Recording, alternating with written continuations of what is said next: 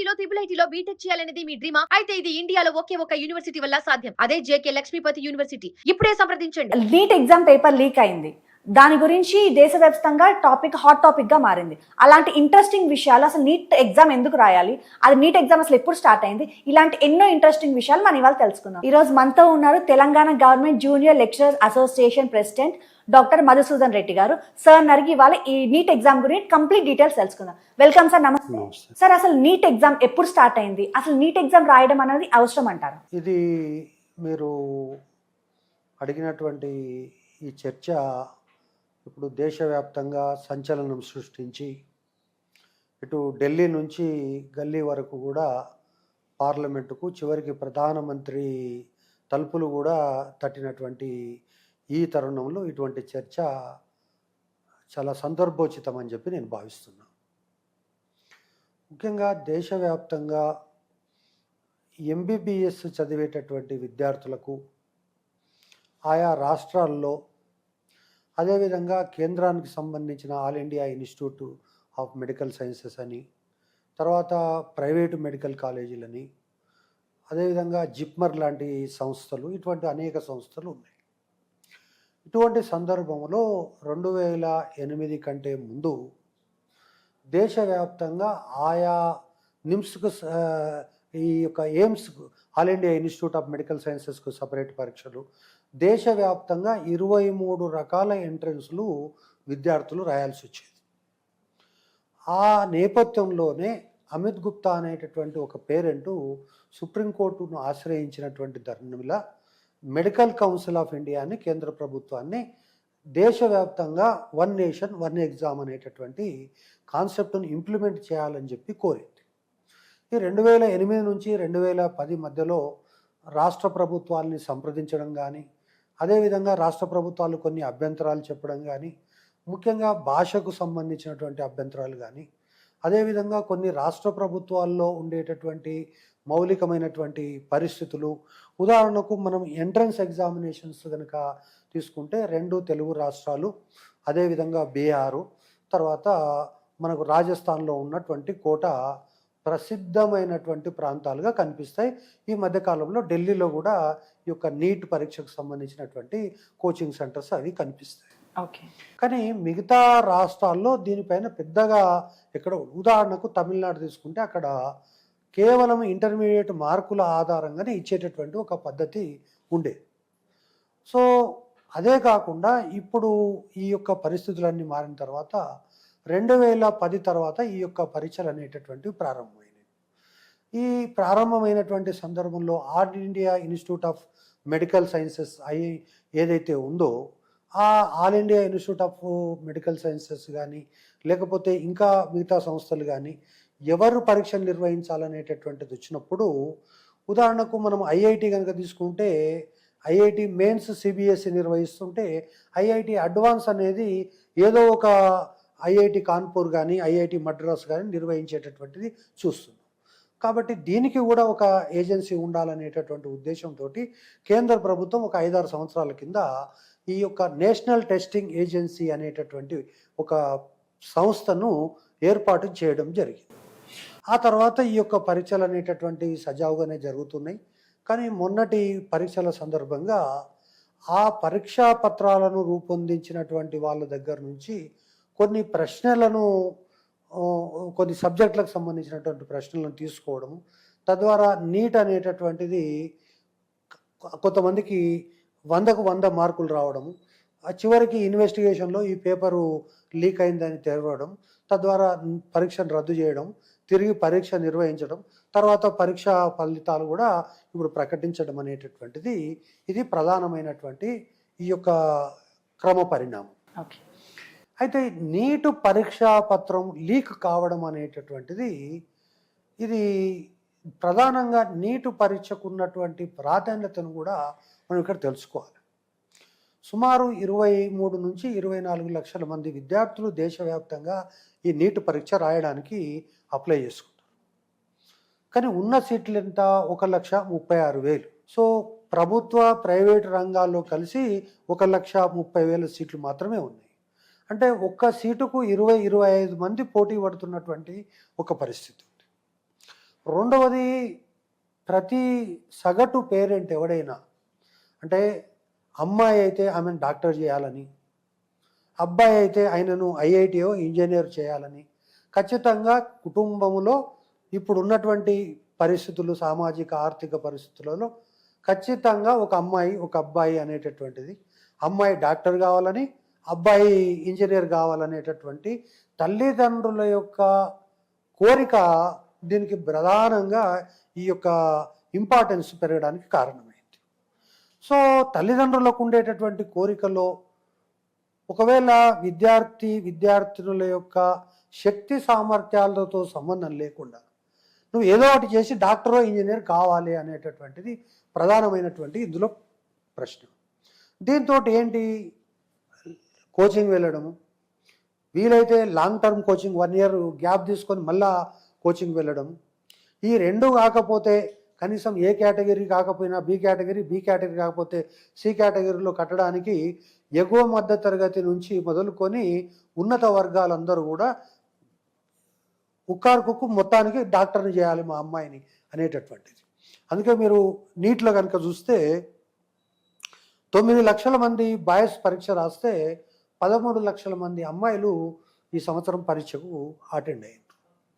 So కాబట్టి ఈ నేపథ్యంలో అల్టిమేట్గా ఇక్కడ వచ్చినటువంటి ప్రశ్న ఏంటి అంటే, ఒకటి ఏదో రకంగా డాక్టర్ కావాలనే కోరిక, ఈ యొక్క కోరికను క్యాష్ చేసుకోవడానికి మొదటి స్థానంలో ఉన్నటువంటిది కోచింగ్ సెంటర్లు. అంటే కోచింగ్ సెంటర్లు మేము లాంగ్ టర్మ్ కోచింగ్ ఇస్తామని, లేక నీట్ గ్యారంటీ అని, ఇట్లా రకరకాలైనటువంటి పద్ధతులు కొన్ని చూసినాం.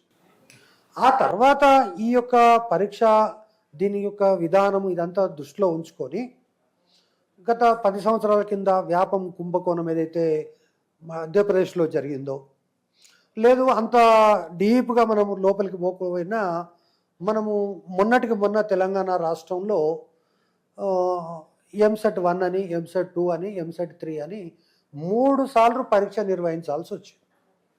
అంటే ఎంసెట్ 1 లీక్ అయిపోయింది, రద్దు అయిపోయింది, ఎంసెట్ 2 లీక్ అయిపోయింది, ఎంసెట్ 3 నిర్వహించాల్సినటువంటి పరిస్థితి వచ్చింది. సో ఆ యొక్క పరీక్షా పత్రాలు లీక్ అయినటువంటి విధానాన్ని కనుక మనం చూస్తే, జనరల్గా ప్రశ్నాపత్రాల తయారీ లోపల ప్రధానంగా ఉండేటటువంటిది ఏంటంటే, ఆయా యూనివర్సిటీలలో కానీ లేదా కళాశాలల్లో కానీ నిష్ణాతులైనటువంటి అధ్యాపకులు లేదా ఆచార్యులు ఇటువంటి వాళ్ళతోటి పేపర్ సెట్టింగ్ చేయడం జరుగుతుంది. సో ఈ పేపర్ సెట్ చేసేటటువంటి క్రమంలో ఇక్కడి నుంచే మొదలుకొని ఎవరు పేపర్ సెట్ చేస్తున్నారు, తర్వాత ఎవరు పేపర్ సెట్ చేసి ఇస్తున్నారు, ఇచ్చే వాళ్ళది పేపరు ఎక్కడైతే ప్రింటింగ్ ప్రెస్ ఉందో వీటన్నిటిని కూడా మనం సెక్యూరిటీ ప్రింటింగ్ ప్రెస్ అంటాం. అంటే రిజర్వ్ బ్యాంక్ ఆఫ్ ఇండియా డబ్బులను ముద్రించడానికి ఎంతటి సెక్యూరిటీ ఉంటుందో ఈ సెక్యూరిటీ ప్రింటింగ్ ప్రెస్లో కూడా అంత సెక్యూరిటీ ఉండాలి. కానీ ఇవన్నీ కూడా ప్రైవేట్ రంగంలో ఉన్నాయి కాబట్టి, ఉదాహరణకు తెలుగు పేపర్లు కలకత్తాలో ప్రింట్ చేస్తారు, కలకత్తాకు సంబంధించినటువంటి పేపర్లు హైదరాబాద్లో ప్రింట్ చేస్తారు.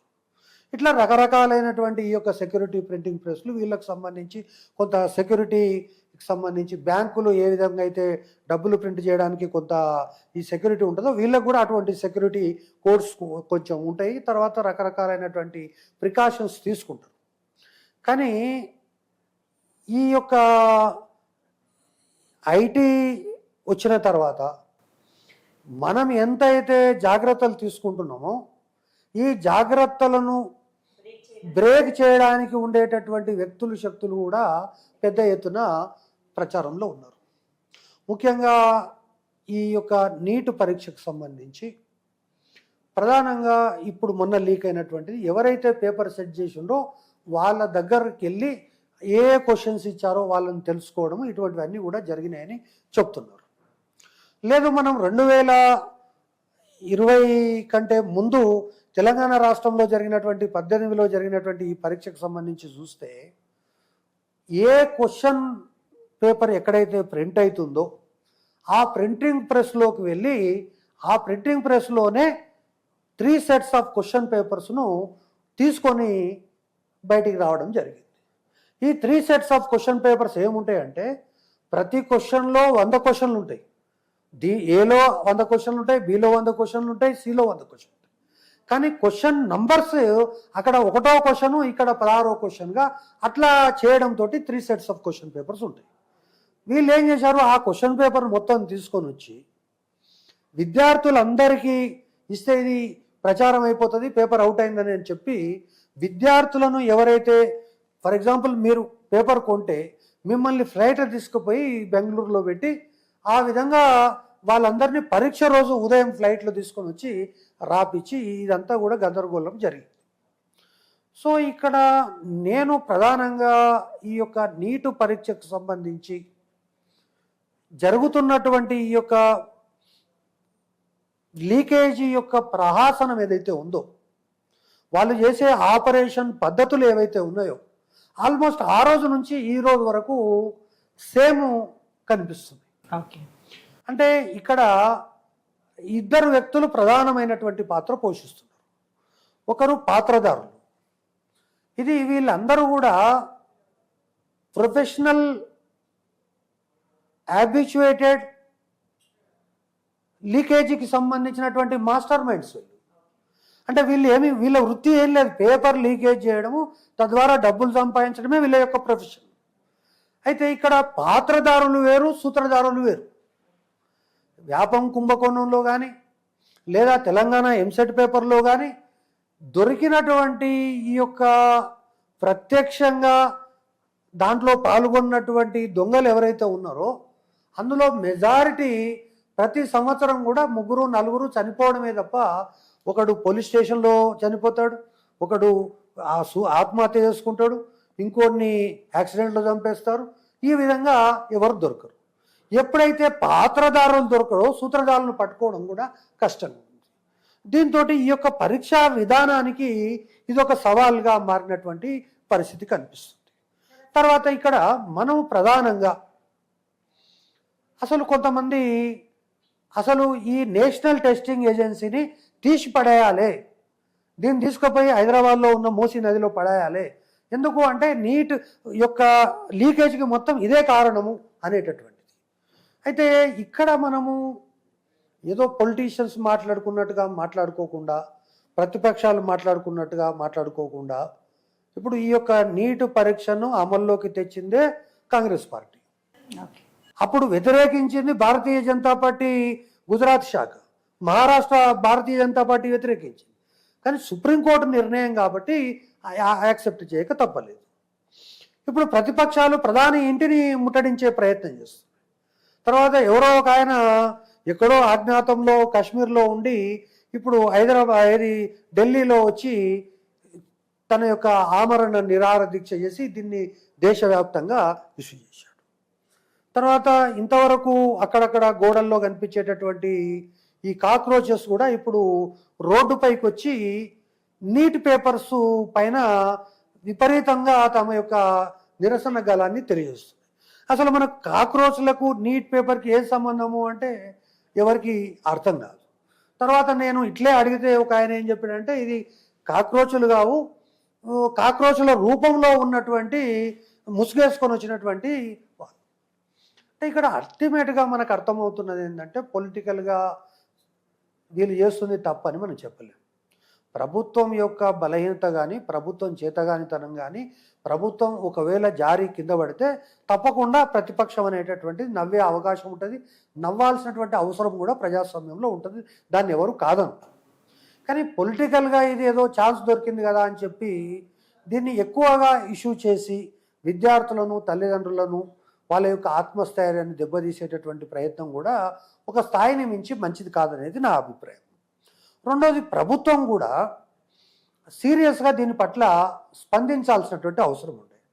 నీట్ పరీక్ష ఏదైతే లీక్ అయిందో దీనికి సంబంధించినటువంటి చర్యలు ఏవైతే ఉన్నాయో, కఠినమైనటువంటి చర్యలు తీసుకున్నటువంటి దాఖలాలు కానీ, లేదా 10 మందిని అరెస్ట్ చేసినటువంటి దాఖలాలు కానీ, లేకపోతే కొంతమందిని తొలగించినటువంటి దాఖలాలు కానీ, ఇటువంటివన్నీ కూడా కొన్ని చర్యలు తీసుకున్న పెద్దగా దాని మీద ప్రజలకు ఏం కాలేదు. తర్వాత ఇవన్నీ కాకుండా భారతీయ జనతా పార్టీ వర్సెస్ ఇప్పుడు ఏవైతే ఈ లెఫ్ట్ పార్టీస్ కానీ, అదేవిధంగా కాంగ్రెస్ పార్టీ కానీ, తర్వాత ఈ విధంగా ఇప్పుడు ఆ నక్సలైట్లు, అర్బన్ నక్సలైట్లు, ఈ విధంగా తర్వాత ఈ యొక్క అనేక రకాల భారతీయ జనతా పార్టీ సర్కారుకు వ్యతిరేకంగా ఉండే వ్యక్తులు, శక్తులు అందరూ కూడా రాజకీయంగా ఒకటై ఓడించడానికి అవకాశం లేనటువంటి పరిస్థితుల్లో కూడా ఇప్పుడు వీళ్ళంతా ఒకటై జంతర్ మంతర్లో సమావేశాలు నిర్వహిస్తున్నారు. సరే, ఇప్పుడు చాలామంది దీన్ని రాజకీయంగా ఉపయోగించుకోవచ్చు, దాని గురించి పెద్ద చర్చ అవసరం లేదు. దాన్ని కూడా నేను తీవ్రంగా తప్పుపడుతున్నాను. ప్రకాష్ రాజుకు నీట్ పేపర్కి ఏం సంబంధం? ప్రకాష్ రాజుకు నీట్ పేపర్కి ఏం సంబంధం? సో కాబట్టి ఇటువంటివన్నీ కూడా రాజకీయంగా బీజేపీ పైన కొంత దాడి జరుగుతుంది అనేటటువంటిది మనం పక్కకు పెడితే, ఇప్పుడు అల్టిమేట్గా ఇక్కడ తెలంగాణలో పరీక్ష పేపర్ లీక్ అయింది కాబట్టి ఇక జేఎన్టీయూ వద్దు, ఏపీపీఎస్సీ పరీక్ష లీక్ అయింది కాబట్టి ఈ పబ్లిక్ సర్వీస్ కమిషన్ వద్దు, లేకపోతే ఈ ఇంటర్మీడియట్ పేపర్ లీక్ అయింది కాబట్టి ఇంటర్మీడియట్ వద్దు, ఇది దీనికి పరిష్కారం కాదు. అయితే ఈ 15-20 రోజుల్లో చర్చకు వస్తున్నటువంటి అంశాలు కానీ, లేదా నీటు పట్ల ప్రభుత్వం తీసుకోవాల్సినటువంటి జాగ్రత్తలు కానీ, ఉదాహరణకి ఏమంటున్నారు, ఇంటర్మీడియట్ మార్కులకు 50% వెయిటేజ్ ఇస్తే మిగతా 50% పరీక్ష నిర్వహిస్తే దీనిపైన కొంచెం ఒత్తిడి తగ్గే అవకాశం ఉంటుంది అనేటటువంటిది ఒక చర్చ వస్తుంది. కానీ అప్పుడు ఈ ఒత్తిడి అనేటటువంటిది ఇంటర్మీడియట్ పరీక్షల పైన పడి ఇంటర్మీడియట్ పరీక్షలు నిర్వహించేటటువంటి శక్తి ఇంటర్మీడియట్ బోర్డులన్నీ కోల్పోతాయి. తర్వాత మీరు బీహార్లో పరీక్షలు చూస్తే సగం మంది విద్యార్థులు పరీక్షలు సెంటర్లో రాస్తే సగం మంది విద్యార్థులు పరీక్షలో బయట రాసి పేపర్లు తీసుకొచ్చి ఇచ్చేటటువంటి సంస్కృతి మనకు కనిపిస్తాయి. మీరు బీహార్ ఎగ్జామినేషన్ సిస్టమ్ అని గూగుల్లో కొడితే కిటికీలకు అన్ని కిటికీలకు వేలాడి ఉంటారు తల్లిదండ్రులు అందరూ, లోపలికి చిట్టీలు ఇవ్వడము అది ఇది జరుగుతూ ఉంటుంది. సో ఇవన్నీ కూడా కొన్ని తప్పులు, అంటే దాన్ని పూర్తి స్థాయిలో తీసుకోలేము. ఇవి కాకుండా ఇంకా కూడా నీట్ అనేటటువంటి దానికి రాష్ట్ర వ్యాప్తంగా పెద్ద ఎత్తున యంత్రాంగం లేదు. నీట్ ఎగ్జామ్ పేపర్ లీక్ అవడానికి ఒక ఇన్సిడెంట్, అది పొరపాటున బై మిస్టేక్ జరిగింది అని తీసుకోవాలా, లేకపోతే దానికి సిస్టమ్ కారణం అంటారు, గవర్నమెంట్ రిలేటెడ్గా ఏమైనా కారణం అంటారు? సిస్టమ్ ఫెయిల్యూర్స్ అనేటటువంటి ఎక్కడ ఉండదు. ఓకే, ఫెయిల్యూర్ అయితే అది సిస్టమే కాదు. కానీ ఇప్పుడు మనము ఇంతకుముందు చర్చలో చెప్పుకున్నట్టుగా మనము ఎన్ని ప్రికాషన్స్ అయితే సిస్టమ్ తీసుకోవాలో అన్ని ప్రికాషన్స్ సిస్టమ్ తీసుకుంటుంది. ఉదాహరణకి పరీక్షా కేంద్రాల చుట్టూ జామర్స్ పెడుతున్నారు, అంటే అక్కడ ఎలాంటి సెల్ ఫోను ఇటువంటివి ఏమీ లేకుండా.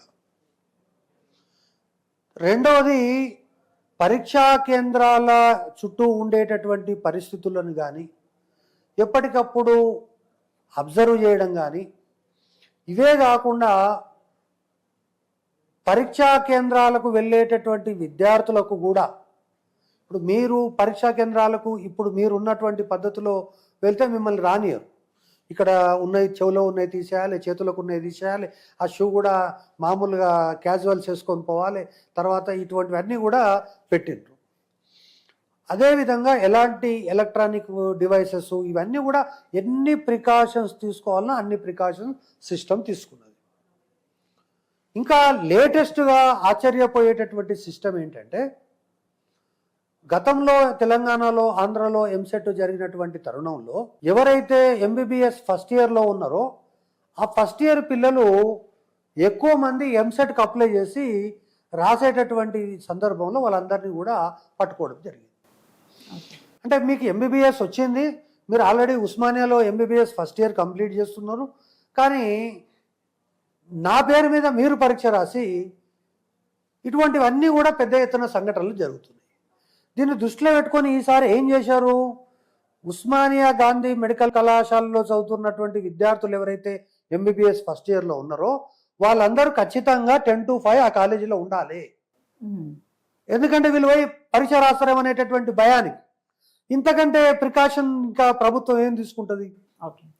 రెండవది, సిబిఎస్ఈకి సంబంధించినటువంటి స్కూళ్ళల్లో మెజారిటీ సెంటర్స్ పెట్టారు, కానీ దేశవ్యాప్తంగా 23 లక్షల మంది విద్యార్థులు పరీక్ష రాస్తున్నప్పుడు, దాదాపు 3 లక్షల మంది సిబ్బంది ఉన్నప్పుడు, దాదాపు కొన్ని వందల వేల సెంటర్లు ఉన్నప్పుడు, తర్వాత గ్రామీణ ప్రాంతాలు ఇంకోటి, ఇవన్నీ కూడా మనము ఎక్కడ చిన్న జరిగినా దట్ విల్ బికమ్ ఏ దేశవ్యాప్తంగా దానికి సంబంధించినటువంటిది.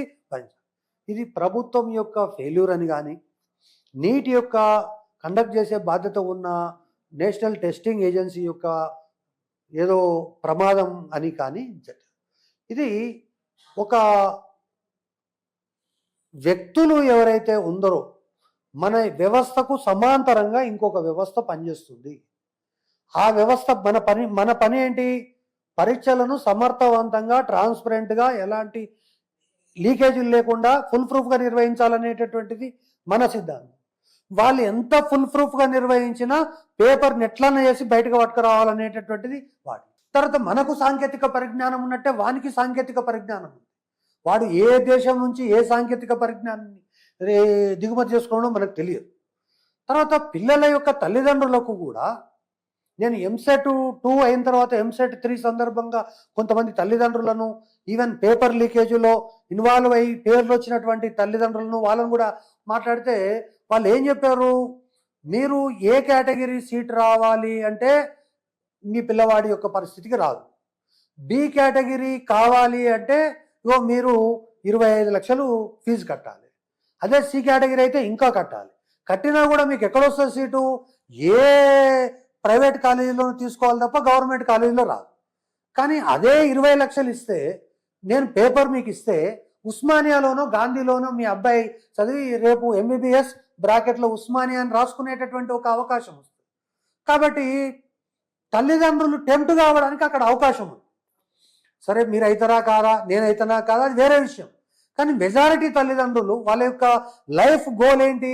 మా అమ్మాయిని డాక్టర్ చేయాలనేటటువంటిది గోల్. కాబట్టి ఆ యొక్క పరిస్థితి చూస్తాం.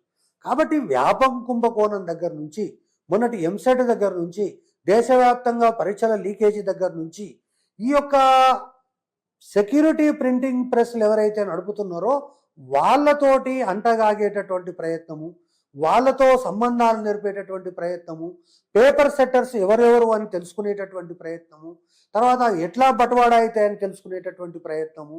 సో ఈ విధంగా వాళ్ళకు ఉండే నెట్వర్క్ వాళ్ళకు ఉండడం చేత, కానీ అల్టిమేట్గా ఇప్పుడు కొత్తగా నా దృష్టికి వచ్చినటువంటి అంశం ఏంటంటే, ఇప్పటి వరకు ఏ ఒక్క పాత్రధారి కూడా శిక్షకు గురి కాలేదు.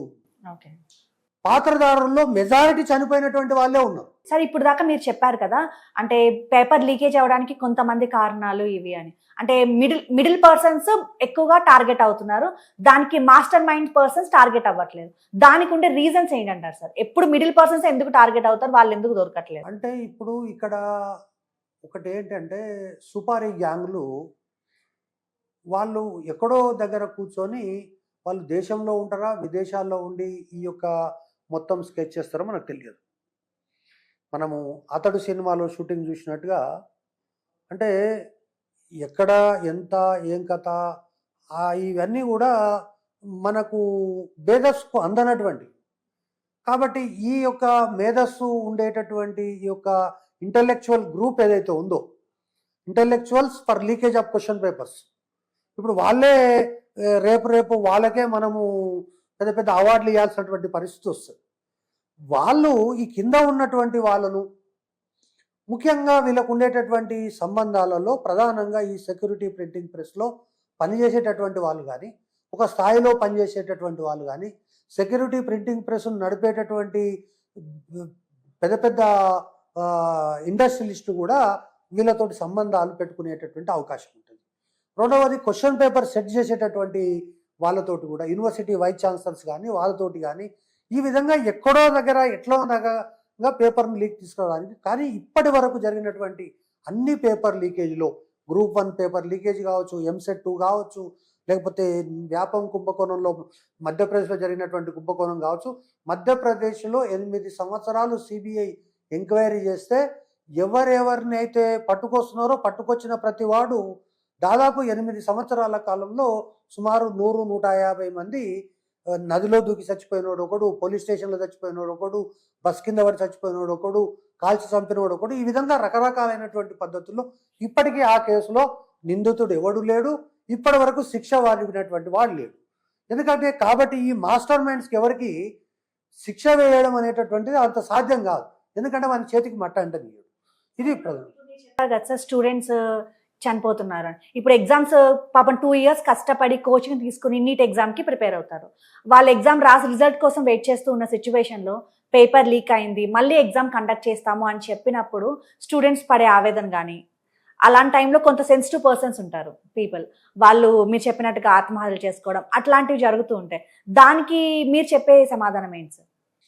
నేను మీకు ఒక బ్యాడ్ ఎగ్జాంపుల్ ద్వారా పిల్లల యొక్క మానసిక స్థితిని నేను మీకు చెప్తాను. ఎంసెట్ 2 తెలంగాణలో రద్దయిన తర్వాత ఎంసెట్ 2 అనేటటువంటిది రాసి బోత్ పేరెంట్స్ ఆర్ డాక్టర్స్.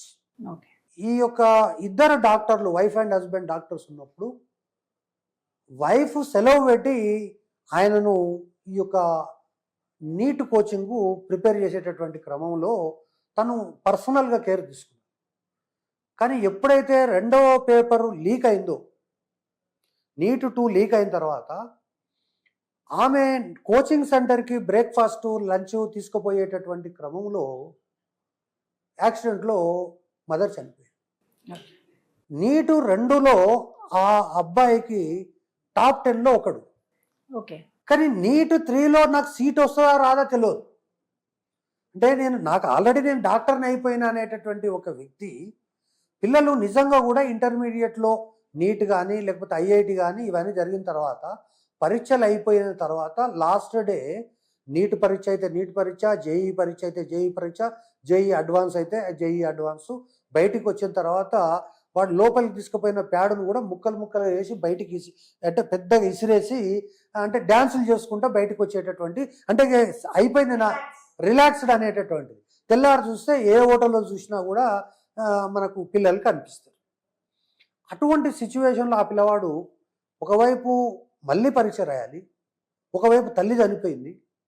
ఇటువంటి స్థితిలో మూడవసారి పరీక్ష రాయాలంటే ఎట్లా? ఒకటి. రెండవది, ఇప్పుడు మొన్న జరిగినటువంటి నీట్ 1లో ఎవరికైతే ర్యాంక్స్ మాకు గ్యారంటీగా వచ్చినాయి అని అనుకున్నారు వాళ్ళందరికీ మళ్ళీ ర్యాంక్స్ వస్తాయనే గ్యారంటీ లేదు.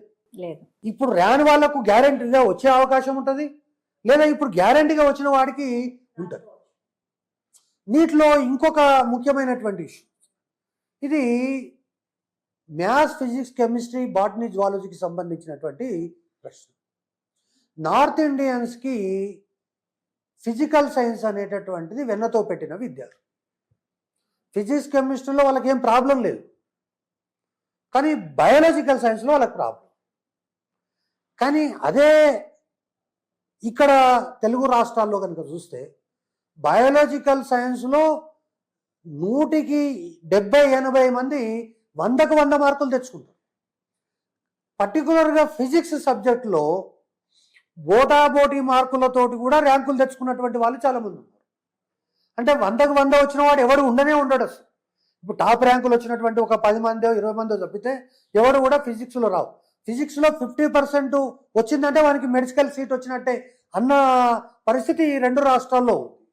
సో కాబట్టి పేపర్ ఫిజిక్స్ టఫ్గా రావచ్చు, వస్తే తెలుగు విద్యార్థులకు నష్టం. బాటనీ, జువాలజీ టఫ్ వస్తే ఫారిన్ నార్త్ ఇండియా వాళ్ళకి నష్టం. అదేవిధంగా తమిళనాడు రాష్ట్రాలలో వాళ్ళకి ఆబ్జెక్టివ్ టైపు మల్టిపుల్ క్వశ్చన్స్ అనేటటువంటివి వాళ్ళ జీవితంలో ఇంతవరకు చదవలేదు. ఇప్పుడు ఈ 2 సంవత్సరాలు 3 సంవత్సరాలు నీట్ వచ్చినప్పటి నుంచే వాళ్ళు పరీక్షలకు అనేటటువంటిది అలవాటు పడినటువంటి పరిస్థితి. అక్కడ ఉన్న టీచర్సే అప్డేట్ లేదు, ఇక్కడ నుంచి పోయి టీచర్స్ చెప్తున్నటువంటి పరిస్థితి. కాబట్టి ఇవన్నీ కూడా చాలా విషయాలు ఇందులో ప్రస్తావన ఉన్నాయి. కాబట్టి అల్టిమేట్గా దీనిపైన కొంత సీరియస్గా చర్చ జరగాలి. అల్టిమేట్గా ప్రభుత్వాన్ని బ్లేమ్ చేయడము లేదా ఈ ఇష్యూ చేసి విద్యార్థుల యొక్క ఆత్మస్థైర్యాన్ని దెబ్బతినడం కంటే నీటు పరీక్షల యొక్క ఈ సంఘటన దృష్ట్యా రాబోయేటటువంటి రోజుల్లో నీట్లో చేయాల్సినటువంటి మార్పులు ఏంటి, సంస్థాగతంగా ఎలాంటి మార్పులు తీసుకురావాలి, అదేవిధంగా నిర్వహణలో ఎలాంటి మార్పులు తీసుకురావాలి, ఏజెన్సీల్లో ఎలాంటి మార్పులు తీసుకురావాలి, వీటన్నిటిపైన కొంత చర్చ జరగాల్సినటువంటి అవసరం. ఇప్పుడు నీట్ ఎగ్జామ్ లీక్ అయింది కదా సార్, లీక్ అవ్వకుండా ఉండాలి అంటే తీసుకోవాల్సిన మేజర్ 3 ఇష్యూస్ మీ దృష్టిలో ఏమి చెప్తారు? అంటే నీట్ పరీక్ష అయినా ఏ పరీక్ష అయినా లీక్ కాకుండా నిర్వహించడానికి కావలసినటువంటి సాంకేతిక పరిజ్ఞానం కేంద్ర ప్రభుత్వ స్థాయిలో ఉంది, రాష్ట్ర ప్రభుత్వాల స్థాయిలో ఉంది. ఇవన్నీ కూడా చూస్తున్నాం. ఒకటి నేను అబ్జర్వ్ చేసినటువంటి పాయింట్లో పర్టికులర్గా ఈ యొక్క నేషనల్ టెస్టింగ్ ఏజెన్సీ ఏదైతే కేంద్ర ప్రభుత్వ సంస్థ ఉందో ఆ కేంద్ర ప్రభుత్వ సంస్థకు ఆయా రాష్ట్రాలలో ఉండేటటువంటి యంత్రాంగం ఏమీ లేకపోవడం కారణంగా రాష్ట్ర ప్రభుత్వాలు కూడా ఇదేదో సెంట్రల్ గవర్నమెంట్ పరీక్ష మనకు సంబంధం లేదని కొంచెం లైట్గా తీసుకున్నటువంటి పరిస్థితులు కానీ ఇవన్నీ కొన్ని పరిణామాలు కనిపిస్తున్నాయి. కాబట్టి ఈ యొక్క నేషనల్ టెస్టింగ్ ఏజెన్సీ అనేటటువంటి దానికి ఏదైతే ఎలక్షన్ కమిషన్ ఆఫ్ ఇండియా లాగా అదేవిధంగా జనాభా లెక్కలను చేస్తున్నటువంటి యొక్క మ్యాండేటరీ ఏదైతే అంటారో అంటే అది ఖచ్చితంగా రాజ్యాంగబద్ధమైనటువంటి సంస్థ ఉంటే ఖచ్చితంగా మొన్న క్యాబినెట్ సెక్రటరీ గారు ఆయా రాష్ట్రాల్లో ఉన్న చీఫ్ సెక్రటరీలు అందరితోటి టెలికాన్ఫరెన్స్ పెట్టి ఈ పరీక్ష పైన సమీక్ష చేయడం జరిగింది. సో అట్లా కొన్ని స్టెప్స్ తీసుకోవడం ఒకటి. రెండవది ఈ యొక్క నిఘా వ్యవస్థను పటిష్టపరచాల్సినటువంటి అవసరం. ఇటువంటి సూత్రధారులు పాత్రధారుల యొక్క మూమెంట్స్ను గమనించడం కానీ తర్వాత ప్రింటింగ్ ప్రెస్కి ఇచ్చేటటువంటి సందర్భంలో చేసేటటువంటిది కానీ అదేవిధంగా మరొకటి ఈ యొక్క ఆఫ్లైన్ విధానం కాకుండా ఆన్లైన్ విధానంలో పరీక్ష నిర్వహిస్తే బాగుంటుంది అనేటటువంటిది కొంత చర్చ జరుగుతుంది. అయితే ఆన్లైన్ పరీక్షకు వచ్చినప్పుడు గ్రామీణ ప్రాంతంలో ఉండేటటువంటి విద్యార్థులు ఎవరైతే ఉన్నారో కంప్యూటర్ నాలెడ్జ్ పరిపూర్ణంగా లేనటువంటి పరిస్థితి కానీ లేదా అన్ని గ్రామాల్లో ఈ యొక్క కంప్యూటర్ ఎనేబుల్డ్ సెంటర్స్ పెట్టి మనం 25 లక్షల మందికి పరీక్షలు నిర్వహించడం సాధ్యమా అంటే 25 లక్షల కంప్యూటర్లు కావాలి. 25 లక్షల కంప్యూటర్లు అంటే 50 లక్షల కంప్యూటర్లు ఉంటే తప్ప మనం పరీక్షా కేంద్రాలని నిర్వహించేటటువంటి అటువంటి కంప్యూటర్ సెంటర్స్ ఉన్నటువంటి పరీక్షా కేంద్రాలను ఎట్లా తీసుకురాగలుగుతాము? సో ఇది ఒక సవాల్గా. సో కాబట్టి ముఖ్యంగా మెజారిటీగా ఇప్పుడు ఈ మధ్యకాలంలో వస్తున్న విశ్లేషణలు కానీ లేదా పేపర్లో వస్తున్నటువంటి వ్యాసాలు కానీ అదేవిధంగా వివిధ రంగాలకు సంబంధించిన నిపుణులు కానీ చూస్తే మన దేశంలోనే ఐఐటికి సంబంధించి ఒక నూతనమైనటువంటి టెక్నాలజీని తీసుకొచ్చారు. టెక్నాలజీ కాదు, ఈవెన్ నిర్వహణ పద్ధతుల్లో కూడా మార్పు తీసుకొచ్చారు. నీట్తో పాటే జేఈ మెయిన్స్ నిర్వహించి జేఈ మెయిన్స్లో పాస్ అయిన వాళ్ళందరినీ మనము ఎన్ఐటీలో అడ్మిషన్ ఇస్తాం. కానీ ఇందులో టాప్ ఎవరైతే 20% వస్తారో వాళ్ళందరినీ కట్ ఆఫ్ చేసి వాళ్ళను మెయిన్స్కి రాసేటటువంటి విధంగా అంటే ఈ యొక్క నీట్ అనేటటువంటిది 2 దశల్లో నిర్వహిస్తే బాగుంటుంది. ప్రిలిమినరీ పరీక్ష నిర్వహించి ప్రిలిమినరీ పరీక్ష నిర్వహించినటువంటి సందర్భంగా అందులో నుంచి ఒక 20 లక్షల్లో కనీసం ఒక 20,000 30,000 లక్ష మందినో తీసుకొని ఆ 1,00,000 మందికే ఈ యొక్క మెయిన్ పరీక్ష నిర్వహించడం వల్ల ఏదైతే జేఈ మెయిన్స్ ఉందో ఆ విధంగా చేయడం వల్ల 1,00,000 మందికి పరీక్ష నిర్వహించడం పెద్ద కష్టం కాదు. ఉదాహరణకు మన తెలంగాణలో 5 సెంటర్లు పెట్టవచ్చు. అదేవిధంగా ప్రతి రాష్ట్రంలో ఒక 5-6 సెంటర్లు పెట్టి జేఈ మెయిన్స్ తరాలో నిర్వహిస్తే బాగుంటుంది అనేటటువంటిది ఒకటి. రెండవది మొత్తంగా ఈ యొక్క జేఈ మెయిన్స్ పరీక్ష దీనిపైన నిర్ణయం కాకుండా ఇంటర్మీడియట్ మార్కులకు కూడా 50% వెయిటేజ్ ఇస్తే ఇంటర్మీడియట్లో బాగా చదువుతారు కాబట్టి ఈ 50% ఉంటుంది కాబట్టి ఇందులో ఎక్కువ అంటే ఈ ప్రశ్నపత్రం ఆధారంగానే నాకు వాడు ₹1,00,00,000 కొన్న ఇంటర్మీడియట్లో 0 మార్కులు వస్తే వేస్టే కదా. కాబట్టి అది కూడా ఒక సూచన చర్చల్లో ఉంది. కానీ దానికి కూడా కొన్ని సమస్యలు ఉన్నాయి. మరి ఇప్పుడు ఈ యొక్క ప్రెజర్ ఏదైతే ఉందో ఇంటర్మీడియట్ మీద పడే అవకాశం ఉంది. సో ఇవన్నీ కూడా దేశవ్యాప్తంగా చర్చ జరుగుతున్నది. అయితే ఇది నీట్ పరీక్ష పేపరు లీక్ కావడం అనేది ఇది మొదటిసారి కాదు. రేపు భవిష్యత్తులో ఇంకా నీట్ పరీక్ష లీక్ కాదు అని కూడా ఎవరు చెప్పలేరు. సరే, ఇప్పుడు నీట్ ఎగ్జామ్ రాస్తారు, అది రీ ఎగ్జామ్ కండక్ట్ చేస్తున్నారు. అసలు రీ ఎగ్జామ్ కండక్ట్ చేయడం అన్నది అసలు జెన్యూన్ కరెక్ట్ రీజన్ అంటారా సార్ స్టూడెంట్స్కి?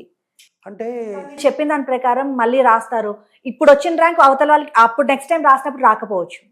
అలాగా సఫర్ అయ్యే పిల్లలకి అసలు రీ ఎగ్జామ్ అన్నది కరెక్ట్ అంటారు? ఇప్పుడు సాధారణంగా ఇండియన్ పినల్ కోడ్ యొక్క ఫిలాసఫికల్ ఫౌండేషన్ ఏముంటుందంటే 100 మంది దొంగలు తప్పించుకున్నా పర్వాలేదు, ఒక నిర్దేశికి శిక్ష పడకూడదు అనేది ఒకటి. అదేవిధంగా ఈ యొక్క ఎంట్రన్స్ పరీక్షలు కానీ లేదా ఉద్యోగానికి సంబంధించిన అర్హత పరీక్షల్లో కానీ పేపరు లీక్ అనేటటువంటి అనుమానం ఏమాత్రం వచ్చినా, లేదా పేపర్ లీకేజ్ ద్వారా ఒక 100 మందో 10 మందో 20 మందో లబ్ధి పొందినా దాన్ని రద్దు చేయడం మినహా ప్రభుత్వానికి మరొక ప్రత్యామ్నాయం ఉండదు. ఓకే.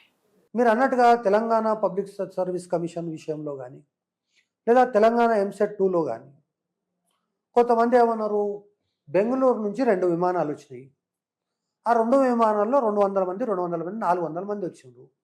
ఆ 400 మంది కోసం ఈ రాష్ట్ర వ్యాప్తంగా పరీక్ష రద్దు చేయాలన్నా అంటే ఎంసెట్లో ఒకే మార్కు పైన, అంటే ఈ నీట్ పరీక్షకు సంబంధించి ఒకే మార్కు పైన సుమారు 50 మంది విద్యార్థులు ఉంటారు. అంటే 107.12, 107.13 ఇట్లా ఒకే మార్కు పైన 20-30 మంది విద్యార్థులు, అంత టఫ్ కాంపిటీషన్ ఉన్నటువంటి పరిస్థితులలో ప్రభుత్వం రిస్క్ తీసుకోలేదు. ఇప్పుడు ఇదే ఆందోళనకారులు నీట్ పరీక్ష వద్దు, జరగాల్సిందేదో జరిగిపోయింది, లబ్ధి పొందిండు అని చెప్పడానికి లేదు. కాబట్టి ఏదైనా ట్రాన్స్పరెంట్గా జరగాలి. అవసరమైతే మళ్ళీ పరీక్ష నిర్వహించడంలో ఇబ్బంది లేదు. ఇప్పుడు పరీక్ష నిర్వహించారు, ఫలితాలు ప్రకటించారు, రేపు ఎల్లుండో సీట్లు కేటాయిస్తారు, పెద్ద విషయం కాదు.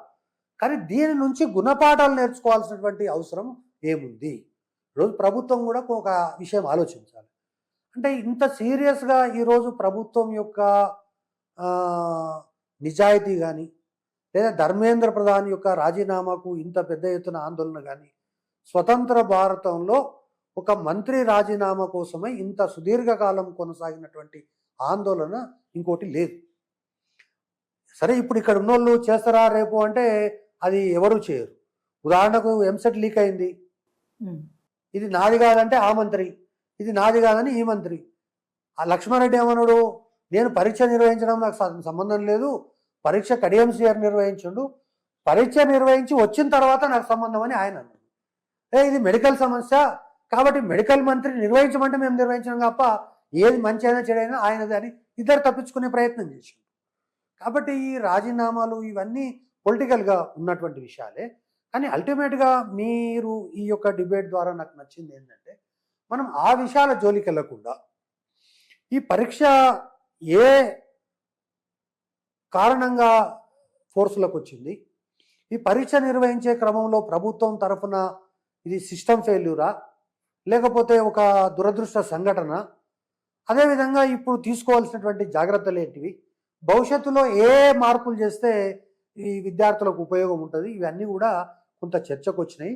కానీ బహుళ ప్రచారంలో ఉన్నటువంటి సంస్కరణల్లో ఒకటి, కేంద్ర రాష్ట్ర ప్రభుత్వాలు పూర్తి బాధ్యతతో పరీక్ష నిర్వహించడానికి ఒక సమగ్ర చట్టాన్ని పార్లమెంట్లో తీసుకురావాలనేది ఒకటి. రెండవది, వీలైతే దీన్ని ప్రిలిమినరీ మెయిన్, ఉదాహరణకు మనము సివిల్ సర్వీసెస్ చూస్తున్నాం, ప్రిలిమినరీ ఉంటుంది, మెయిన్ ఉంటుంది, ఎంట్రన్స్ ఇది ఇంటర్వ్యూ కూడా ఉంటుంది. అట్లా ఇక్కడ ప్రిలిమినరీ మెయిన్స్ రెండు పెడితే తప్పులేదు. స్క్రీనింగ్ టెస్ట్ అని పెట్టండి, తర్వాత ప్రిలిమినరీ పెట్టండి, తర్వాత ఇది పెడితే విద్యార్థులు అయిపోయే అవకాశం ఉంటుంది. ఆ పేపర్ లీక్ అయినా వీరికి వచ్చేది ఏం లేదు. సో కాబట్టి ఇది కొన్ని ఉన్నాయి. అదేవిధంగా ఇంకా అనేక రకాలైనటువంటి మార్పులు తీసుకురావాల్సినటువంటి అవసరం ఉంది. ఇవన్నిటికంటే ప్రజలలో ఉండేటటువంటి నిష్ఠా గరిష్టత తగ్గిపోవడం. నేను ఎంసెట్ పేపరు సెట్ చేసిన, నా కొడుకు ఎంసెట్ పేపర్ రాస్తున్నాడు అంటే కూడా వాళ్ళు తమ యొక్క ఏదైతే ఐడెంటిటీ ఉందో అట్లా ఉండే. కానీ ఇప్పుడు మారుతున్నటువంటి సమాజంలో మారుతున్నటువంటి పరిస్థితులకు అనుగుణంగా సమాజంలో గురువులుగా పూజించబడుతున్నటువంటి మాలాంటి వాళ్ళు కూడా సమాజంతో పాటు మేము కూడా ఆ ప్రభావంలో కొట్టుకునే పోయే ఒక పరిస్థితి వచ్చింది. దానికి సమాధానం చెప్పుకోవాల్సినటువంటి పరిస్థితి వచ్చింది. పేపర్ లీకేజ్ అయింది, నువ్వు ఇంత మాట్లాడుతున్నావు, కానీ మరి లీక్ చేసింది మీలాంటి గురువులే కదా అంటే మన దగ్గర సమాధానం ఏం లేదు. సమాజం ఎట్లా మారుతుందో మేము కూడా అట్లా మారిపోవాల్సినటువంటి పరిస్థితి వచ్చింది. కాబట్టి సమాజంలో ఉండే నైతిక విలువల పతనం అనేటటువంటిది ఒకటి, తల్లిదండ్రుల మితిమీరినటువంటి ఈ యొక్క యాస్పిరేషన్స్ రెండు, ఏదో రకంగా బై ఉకార్కు కావాలనేటటువంటిది ఒకటి. ఇటువంటి కారణాలన్నీ కూడా వెరిసి ఇటువంటి వాటికి ఇస్తుంది. పొలిటికల్ పరంగా న్యాయం ఎలా జరుగుతుంది, దాన్ని ఎలా సాల్వ్ చేయాలన్నది పక్కన పెడితే స్టూడెంట్స్ పరంగా మనం ఎట్లాగా ఆలోచించి దాన్ని ఎలా డెసిషన్ తీసుకోవచ్చు అంటారు ఇలా లీకేజ్ అవ్వక? ఇప్పుడు ఒకటి విద్యార్థులు కానీ విద్యార్థుల కంటే ఎక్కువ దీంట్లో తల్లిదండ్రులు. పేపర్ లీక్లో విద్యార్థి ఇన్వాల్వ్మెంట్ అనేది ఉండదు. విద్యార్థి 10 లక్షలు ఇచ్చి పేపర్ కొనుక్కునే అవకాశం లేదు. ఎవరు కొంటాడు? తండ్రి కొనాలి. తల్లి కానీ తండ్రి కానీ కొనాలి. కాబట్టి విద్యార్థులు తల్లిదండ్రులు ఇటువంటి షార్ట్ కట్ మెథడ్స్ ద్వారా మనము ఈ యొక్క ఎంబీబీఎస్ సీటు సంపాదించిన రేపు ఇటువంటి సంఘటనలు జరిగినప్పుడు మన భవిష్యత్తు ప్రమాదకరంలో పడుతుంది అనేటటువంటిది ఒకటి. రెండవది, నువ్వు రేపు కొంత చర్చ ఏం జరుగుతుంది, ఏదో రకంగా నువ్వు ఎంబీబీఎస్లో సీటు సంపాదించవచ్చు, కానీ రేపు డాక్టర్ అయిన తర్వాత నువ్వు ప్రజలకు ఇచ్చేటటువంటి న్యాయ లేదా ఈ యొక్క మెడికల్గా నువ్వు ఇచ్చేటటువంటి సహకారం ఏదైతే ఉంటుందో నువ్వు మున్నాబాయి ఎంబీబీఎస్ లాగానే నీ పరిస్థితి ఉంటుంది. కాబట్టి మున్నాబాయి ఎంబీబీఎస్ల ద్వారా అల్టిమేట్గా ఇప్పుడు కాళేశ్వరం ప్రాజెక్ట్ కొట్టుకుపోయిందంటే పెద్ద దానివల్ల నష్టం ఎవరికి జరగలే. కానీ అదే ఒక 200 మందో 2000 మందో డాక్టర్లు ఇటువంటి బోగస్ డాక్టర్లు కనుక వస్తే సమాజంలో ఎంత నష్టం జరుగుతుంది, ఎన్ని రకాలైనటువంటి ప్రమాదాలు జరుగుతాయి. ఇవన్నిటిని పైన ఆలోచన చేసి తల్లిదండ్రులు విద్యార్థులు చదువు పైన దృష్టి పెట్టాలి, కానీ షార్ట్ కట్స్ పైన పెట్టకూడదు. ప్రభుత్వము తన యొక్క ఇదేదో క్యాజువల్గా అనేది తీసుకోకుండా ప్రభుత్వమే చాలా బాధ్యతాయుతంగా, కేంద్ర రాష్ట్ర ప్రభుత్వాలు బాధ్యతాయుతంగా తీసుకోవాలి. అదేవిధంగా ఇంటెలిజెన్స్ వ్యవస్థను పటిష్టం చేయాలి.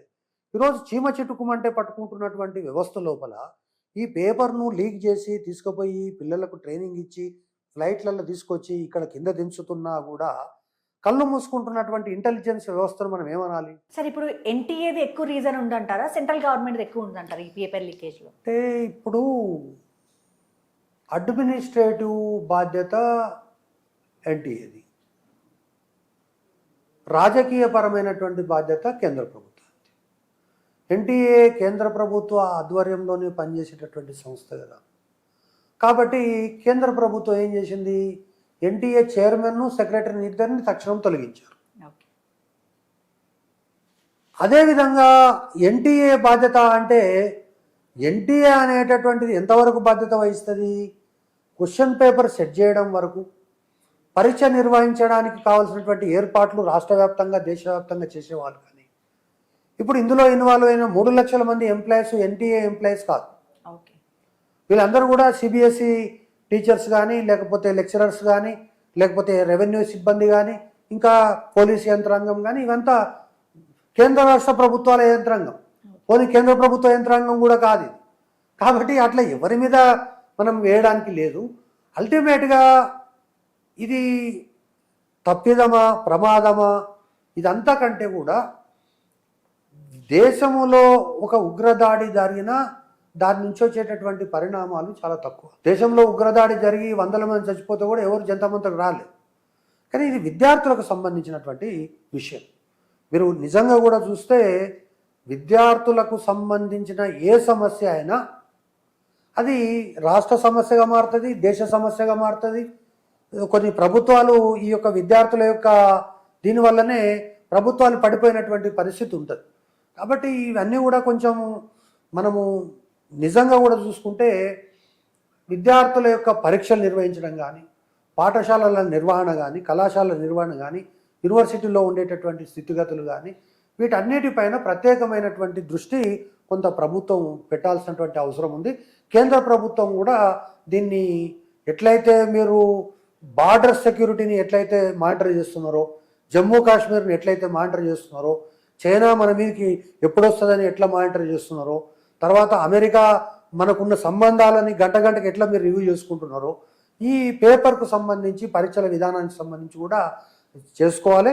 అదేవిధంగా పెద్ద ఎత్తున కేంద్ర ప్రభుత్వం కూడా దీనిపైన ఒక విస్తృతమైనటువంటి కమిటీ వేసి రాష్ట్ర ప్రభుత్వాలను కూడా సంప్రదించి దీంట్లో ఏం మార్పులు తీసుకురావాలనేటటువంటివి అధ్యాపకులతో కానీ, విద్యార్థులతో కానీ, తల్లిదండ్రులతో కానీ మాట్లాడి ఒక సమూలమైనటువంటి మార్పులు అయితే ఈ యొక్క నీట్ పరీక్ష విషయంలో అవసరం అనేటటువంటిది నా అభిప్రాయం. ఓకే సార్, ఇప్పుడు స్టూడెంట్స్ మీరు చెప్పారు ఎగ్జామ్ పేపర్ ప్రిపరేషన్, ఇప్పుడు ఎగ్జామ్ పేపర్ తయారు చేసినప్పుడు దగ్గర నుంచి ప్రింటింగ్ అయ్యి స్టూడెంట్స్కి రీచ్ ఎగ్జామ్ సెంటర్లో స్టూడెంట్ చేతికి వెళ్ళే ఎగ్జామ్ పేపర్కి మధ్యలో ఎక్కడైతే ఈ తప్పు జరుగుతుందని మీరు అనుకుంటున్నారు సార్? ఎగ్జామ్ పేపర్ లీక్ అవ్వాలంటే ఈ ప్రాసెస్లో ఏది మెయిన్ పాయింట్ అయి ఉంటుందని? అమ్మ, ఇప్పుడు కొన్ని విషయాలు మనము మీతోటి నేను బహిరంగంగా చర్చించడం సరి కాకపోవచ్చు. అంటే ఈ యొక్క సెక్యూరిటీ ప్రింటింగ్కు సంబంధించినటువంటి చర్చ, ఎందుకంటే ఇంటర్మీడియట్ విద్యలో నేను పనిచేస్తున్నా కాబట్టి పరీక్షా పత్రాలు అనేటటువంటివి 3 సెట్స్ తయారు చేస్తారు ఇంటర్మీడియట్ వరకు. ఓకే. కానీ ప్రిపరేషన్ 12 సెట్లు చేస్తారు. ఈ 12 సెట్ల నుంచి 3 సెట్లు తీస్తారు. ఈవెన్ ఈ సెట్లు తీసుకొని ఎక్కడైతే సరే మనం ఎక్కడో పంజాబ్కి వెళ్తున్నాము, లేకపోతే ఛత్తీస్గఢ్కి వెళ్తున్నాము, లేకపోతే ఇంకో దగ్గరికి వెళ్తున్నాము అంటే జనరల్గా అప్పుడు 3 ఫ్లైట్ టికెట్లు బుక్ చేసి 3 ఫ్లైట్ టికెట్లు బుక్ చేసి ఒక ఫ్లైట్కి ఎక్కి పోయేది. అంటే ఎక్కడ పోతున్నాము అనేటటువంటిది ఎవరు గమనించకుండా. అంటే ఇది ప్రికాషన్ చెప్తున్నా. అదేవిధంగా అక్కడ సెక్యూరిటీ ప్రింటింగ్ ప్రెస్లో ఉండే వాళ్ళకి ఎవరికి కూడా ఏ భాష అయితే వాళ్ళకు రాదో, తెలుగు వాళ్ళు ఎవరు అందులో ఉండడానికి లేదు, తెలుగు భాష తెలియదు వారికి. తర్వాత తిరుపతి వెంకటేశ్వర స్వామి ఉండి లెక్కించేటప్పుడు ఎట్లయితే లోపలికి వెళ్తారో అట్లా వాళ్ళు కూడా పూర్తిగా నేకెడ్గా లోపలికి వెళ్ళాల్సినటువంటి అంత సెక్యూరిటీ ఉంటుంది. అంటే అంత సెక్యూరిటీ ఒక చిన్న ఈవెన్ అంటే ఏమాత్రం కూడా ఈవెన్ మొలతాడు కూడా ఉండడానికి వీలు లేనటువంటి సెక్యూరిటీ పాయింట్ ఆఫ్ ఉంటుంది. కానీ ఇవన్నీ కూడా చేసిన తర్వాత ఆ ప్రింటింగ్ కానీ, కవర్స్ చేయడం కానీ, ఇవన్నీ కానీ, తర్వాత ట్రాన్స్పోర్ట్ కానీ, ఇవన్నిటిలో ఎక్కడో ఒక దగ్గర ఈ యొక్క వ్యవస్థను ఎంతసేపు 24 గంటలు వాడి దృష్టి ఎక్కడ ఎవరు దొరుకుతారని కదా చూడడం.